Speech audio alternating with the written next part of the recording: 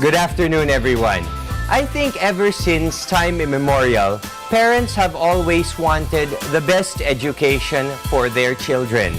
This afternoon, we learn about a man, Professor Rolando Dela Cruz, who brings in the experience of Cambridge University in UK to the Philippines through medium of education, through language, and definitely through experience. So let's find out more about the Darwin International Education System this afternoon right here on Spotlight.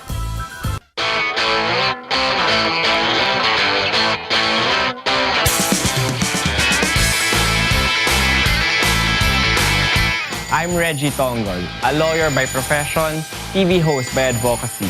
I'm William Theo. I am a journalist, a commercial model, and also a realtor.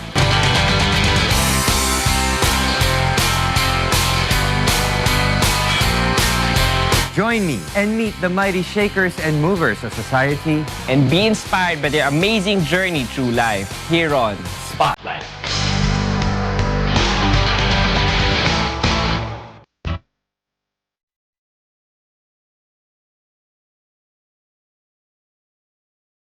Rolando Dela Cruz, isang educator, founder ng isa sa mga prestihiyosong paaralan sa bansa, ang Darwin International School na sinacertify na #1 school sa probinsya ng Bulacan dahil sa sistema ng edukasyon nito na ibinase sa ibang bansa, partikular na sa Cambridge University. Sir, can you tell us a little bit about the Darwin International School system? What is it like? Well, it's a system of 4 campuses, all located in Bulacan. Okay. One is right here in Malolos, another one in San Jose del Monte City, and 2 more in Santa Maria, Bulacan. Okay. Sir, why Bulacan? The story behind that is that my parents Okay. are both from Bulacan.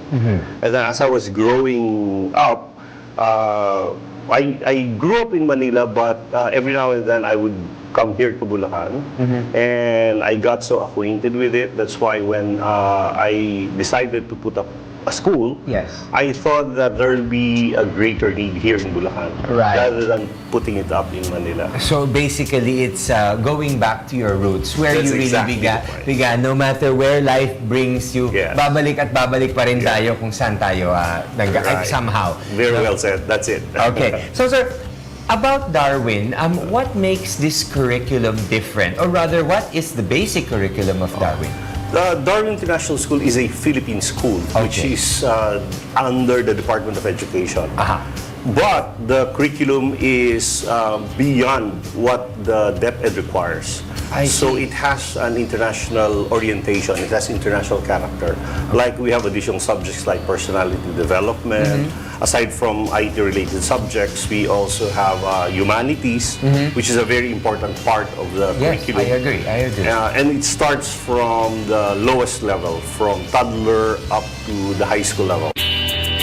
Hindi man naging madali ang magsimula ng isang international school sa isang probinsya, ngunit dahil sa determinasyon, ngayon unti-unti nang kinikilala ang magandang layunin ng paaralang ito.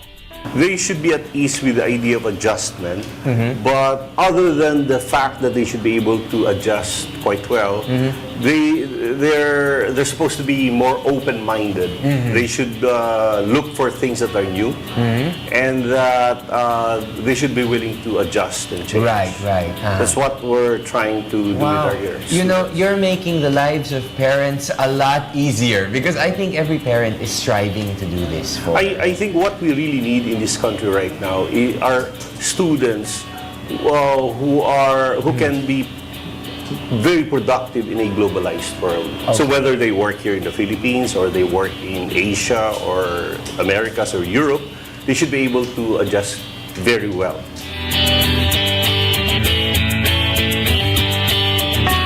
isn't it hard?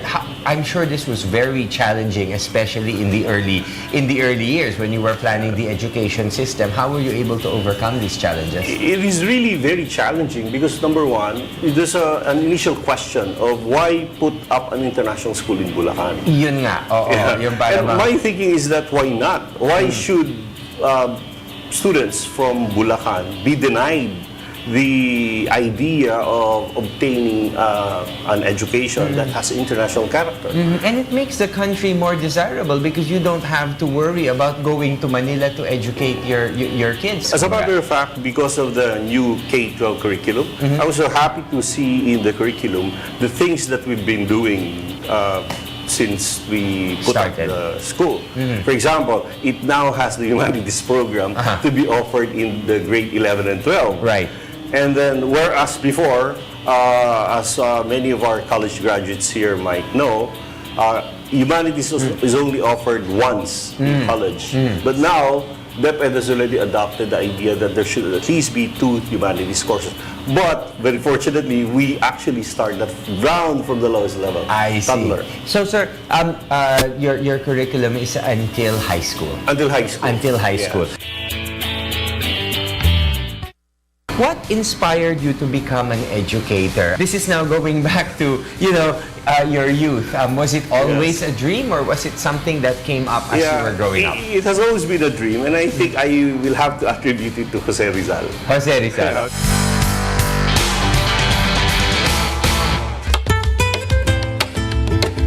Namulat sa simpleng pamumuhay si Rolando, ngunit dahil sa kanyang passion sa pag-aaral, nagsimula siyang magkaroon ng mataas na pangarap, hindi lamang sa kanyang sarili, kundi maging sa mga susunod na henerasyon ng ating bansa.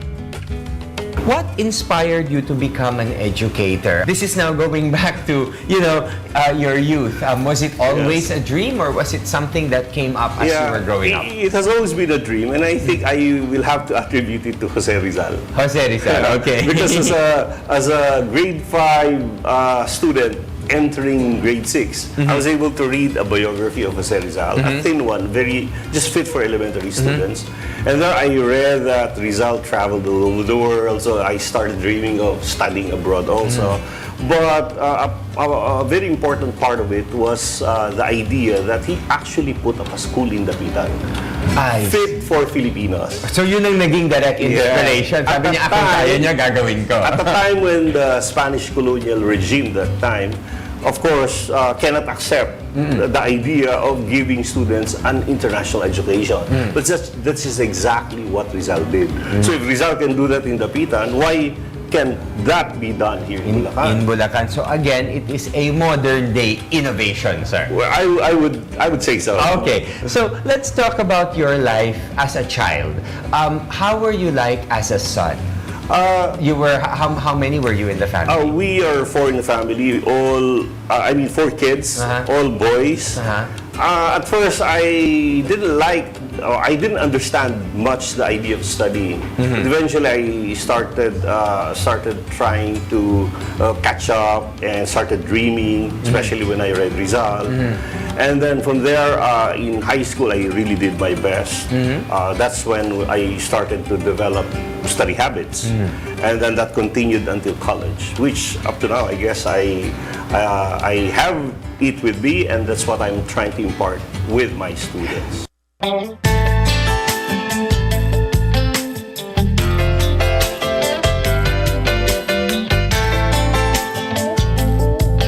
But sir, with your life so focused on your studies, how did you balance yung social life naman? Meron ba no nagkaroon ng social life? I think it's even more than being balanced.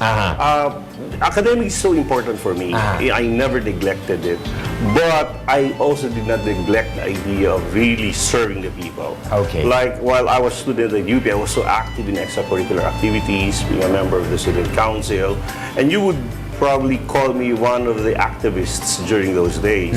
So I remember, for example, one day during a march in summer, I took the PI 100 course or the Rizal course in summer, and I had with me my backpack and my notebooks and the books there. And then I joined the rally after the march. In fact, I joined the march after my class in the morning. So in the afternoon, we marched towards Malacanang, and then it rained. And then it soaked my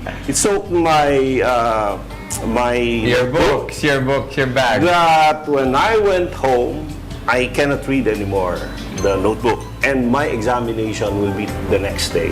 So you couldn't study? Well, I had to use the iron to dry the every page of the notebook. And then, of course, my parents didn't know about that. I think they will not be so happy to know about that. And then I had to study with the little information I had that evening. And how was the outcome of the test? Perfect. Wow, okay. So, did you have a favorite subject in school? You know, honestly, you would call me a generalist. Probably the reason why I'm able to tweak every subject here and there. It's because I really love all the subjects. I love science, for example. So you love the whole education system, basically. You love I'm to not learn. very choosy. I don't have a particular favorite. Like, I love Filipino because I love to write drama, I love theater, I love English as well because I love declamation contest and writing. I love social science, the social science, because it equips me with knowledge of the world. Yes. I love the sciences because of the scientific thinking that I'm able to hone eventually. So basically, I really love all the subjects. Okay, so basically it was the whole, you enjoyed being a student. Every minute of it. Okay, maraming hindi ah. There are a lot of people. I was one of those who didn't like being a student for a little while. But did you have any particular memorable experience, let's say in or out of the campus as a student, that you would say influenced the way you are now? One would be that event that I told you about my marching while I was in UP. Another one would be the theater activities I got involved in high school. I think that really shaped my idea that one cannot just be on your own. One has to work with a team. You cannot just be the only one that should be at the center of the universe. Yes. Teamwork is important. Teamwork is so important. Then and especially now. Yes. I agree. Teamwork, without a good team, I think yun para bang it's very hard to really move forward. So difficult to accomplish anything if you. That's why I keep on telling my students, if in case they succeed in life, it is wrong to say that I succeeded because of myself. It's always a case of so many people trying to help you out. Okay. So it's not just the person, but the parents, the friends, the school, teachers. So you believe in the different roles, the different parts, and the importance of the roles that people play in your life. Oh, very much so. Very much so. Was there anything from your parents that you remember? Something that they said, something that they taught you that you would say shaped who you are now? My parents kept on telling me while I was growing up that education is so important.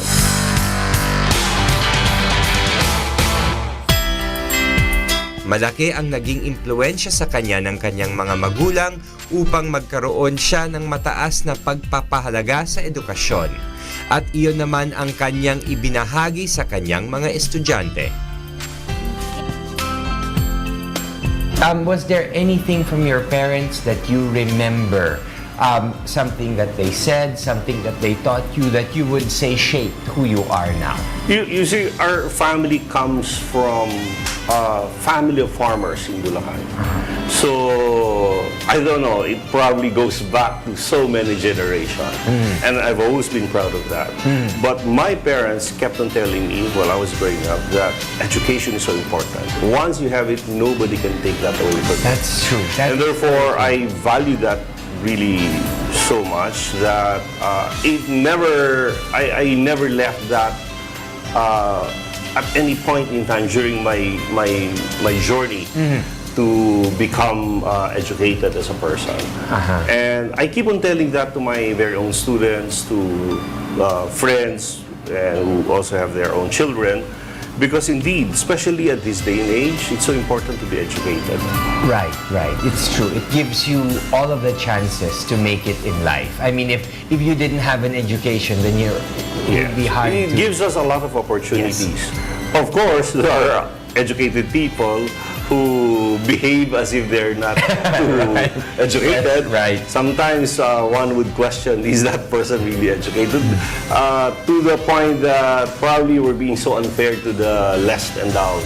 Right. But I think if one is really educated, he should be very open-minded true. and And should be willing to reach out to other people. It's second nature if you're educated.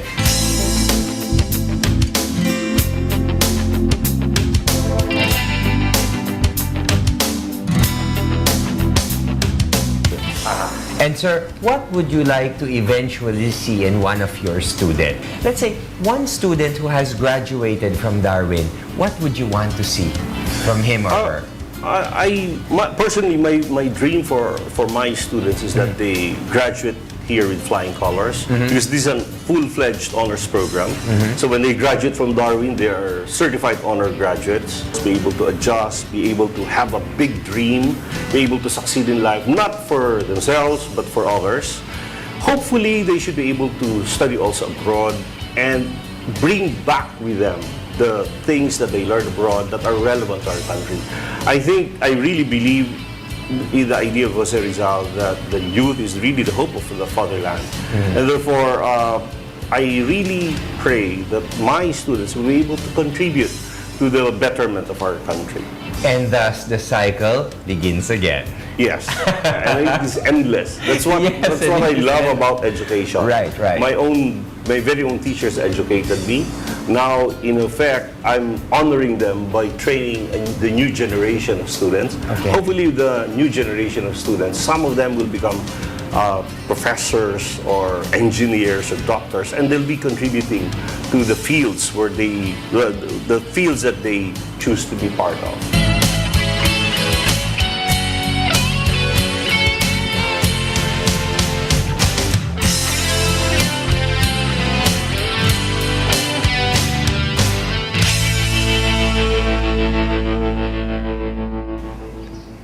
And there you have it, mga kasangbahay. A man who started with a dream, with focus, with discipline, and with hard work, saw that dream through until it came through. And it keeps growing and growing, just to prove to us that we really can do everything that we set our minds to. Join me again next week as we bring to you the lives of the people we believe you should know, right here on Spotlight.